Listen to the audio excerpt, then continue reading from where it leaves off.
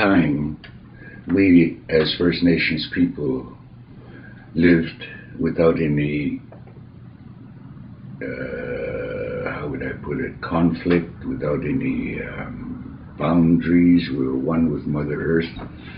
And we lived this way for thousands of years, and our sole foundation is the absolute truth that gave us the wisdom to honor and respect all living things, to be totally connected into the spiritual realm. As the expression goes, that we walk in between two worlds. And in that scientific thinking of absolute truth, you begin to understand that we're water. We're just a bag of water. That's all we are. And what makes this bag of water walk and talk is a life force, another life force, which is known as spirit, ghost, entity. It has many names, but in our language only has one, which is Zil. So when you understand that scientific part of the physical body being water and mineral, we have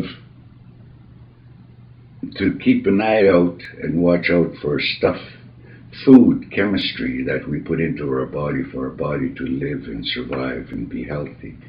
Our body's organic, so in order for our body to be strong and healthy, it has to be organic. And in this other side, we get the understanding of the physical body. Now we have to understand what makes this bag of water function. Is an entity, ghost, spirit, that has many names in our language, is Zo. It's a life force that is invisible to the physical eye. And this life force that is invisible to the physical eye has another dimension of parasites and entities that are not necessarily in the positive way that can hamper the spiritual body. Also, there are food, chemistry, and the physical side that can harm the physical body. So when you bring both of them together, there are harm that can be caused by both to the physical and the spiritual body. But the most harm that can be caused to the spiritual body and the physical body is the imbalance. So imbalance, what is it that creates balance? Truth, absolute truth. That creates the perfect balance. And when you take absolute truth in the scientific way, like when you say 8 and 8 is 16 straight across the board, you can't beat it, you can't argue with it, it's straight across. 8 and 8 is 16. That's precision mathematical thinking. But when you take absolute away from truth, and you create another truth, another God, another entity, you become the God. Now you have 10, 20, 30, 100,000 people that will become followers to this truth that you have created, to this God. And that person usually becomes very wealthy. But anyway, in this absolute truth, in our First Nations traditional way, which empowers you to become a leader within yourself, to love yourself, honor yourself, respect yourself, to give yourself the awareness that you need that will help you become a good person for the rest of your life. Here, there are no followers. We all live on Mother Earth as one. We walk together as one and have the ability to come together and blend as one, because our foundation is based on the absolute truth. Our roots go really deep. So these things are the things that you have to understand in the spiritual realm, in the physical realm, is to understand these two bodies. And once you begin to understand these two bodies and bring them together, that will give you the overall look. Like for instance, the physical body has two eyes that has the ability to see the material value of life. The spiritual body has spiritual eyes that has ability to see the spiritual stuff that the physical body can't see. And many of us have the ability to use this even with our eyes open, like I'm one of them.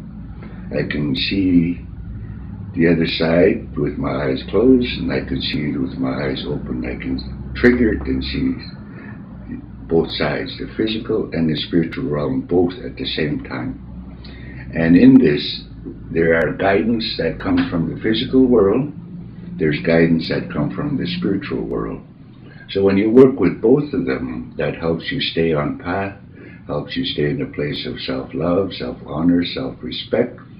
Your the spiritual energy, which is known as ghost, spirit, entity, and stuff like this. This one has energy, intuition, which is used by our people. A lot of people use it. They say, I get a gut feeling. Even the non-believers, skeptics would say that. I had a feeling. They follow their intuition, which is also another word that they use is psychic, but I don't like to use that. I like to use the word intuition. So we all use our intuitive skills, whether we believe it or not. That is a part of the energy force that is a living force that allows us to walk on this earth in a physical body. And in this physical body and the spiritual body, both working together, many of us could see shadows in the corner of our eyes. We look and they're gone. Some of us can see them dead on. It depends on how gifted you are and what you've gone through in your life that will allow you to see. And when you learn to start to communicate with the other side, they begin to help you. And it's no different from the physical side. You ask for help, a drunk, a druggie, a robber, rapist, politician, something will come into play that will try to help you out if you're not specific with what you're asking for. The same thing happens in the spiritual realm. If you ask for help from the spirits, you're not specific in who you're asking for, and what you're asking for is exactly what you will get.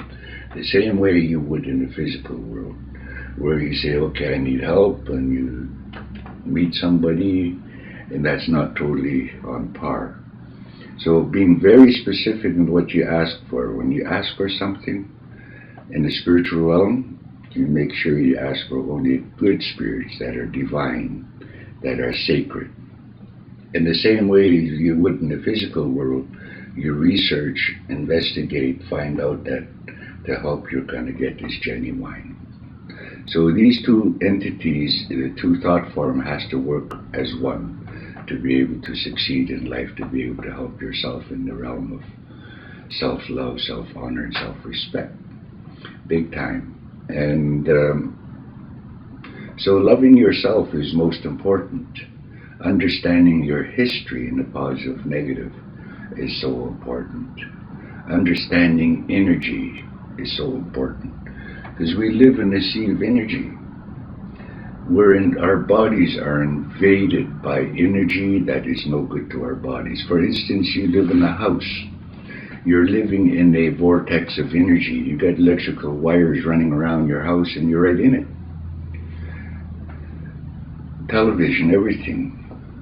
Microwaves now is really doing major work with mankind's psychic.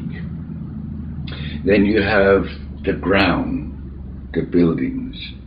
When people have been hurt, psychologically abused, physically abused, whatever the case may be, it creates a negative vortex. If you don't know how to work energy, that place becomes unbalanced. It becomes a place for negative energies to always come and go because it's not balanced. The same way a human being becomes unbalanced.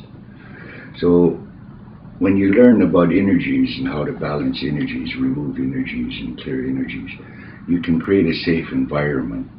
But the electricity and everything like this is another story.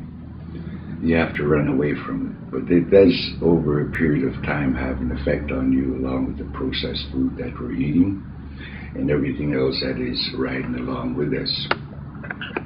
So looking at overall the cause and effect of energies, how it's affecting our bodies, and in many cases also affects our mind over a period of time. If you stay in it long enough, it just totally changes your behavior and attitude. So self-love, self-honor, and self-respect is a key element that one would need to make things happen. And look deep inside yourself. That's where it all begins. The shortest trip you ever take is from your mind to your heart. And it doesn't matter what religion you belong to, it's your foundation that is most important. And when you look at truth alone, when you look at the overall social structure, why is it that a lot of organization can't get along? It's because each one of them has a different truth. They can sit and have a cup of tea, coffee, and gab and everything.